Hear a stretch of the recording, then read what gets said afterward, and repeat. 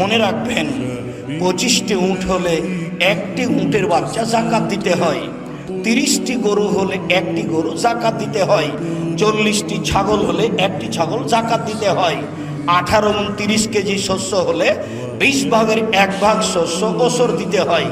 18 এবং 30 কেজি শস্য হলে 20 ভাগের 1 ভাগ শস্য ওসর দিতে হয়।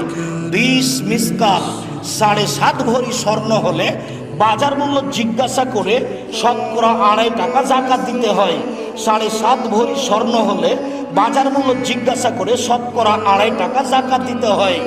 52 তোলা রূপা 7.5 ভরি রূপা 52 তোলা রূপা হলে 52 তোলা রূপা হলে 200 দেরহাম। 200 দেরহাম 52 তোলা 52.5 তোলা রূপা হলে বাজার মূল্য জিজ্ঞাসা করে শতকরা 2.5 টাকা জাকাত দিতে হয়।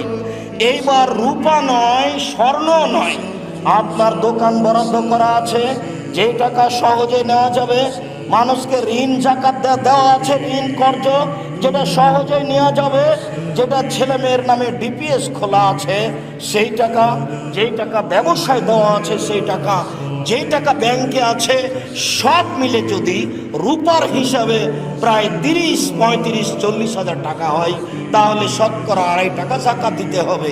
স্বর্ণের হিসাব হলে 2.5, 3.5 লক্ষ টাকা হলে শতকরা 2.5 টাকা জাকাত দিতে হবে। এই ধরনের যত টাকা জমা আছে ব্যাংকেও আপনার কাছে, ব্যবসা বাণিজ্যে, সব টাকা যদি স্বর্ণের হিসাবে প্রায় 3 লক্ষ টাকা হয়, রূপার হিসেবে যদি 35 থেকে 40 হাজার টাকা হয় তাহলে শতকরা 2.5 টাকা জাকাত দিতে হবে। আপনি জাকাত দিতে বাধ্য। শুনুন, গমা সাপ ঘরে থাকতে পারে, থাকলে দংশন করবে এ কথা নয়, করেও যদি একজন মারা যাবে।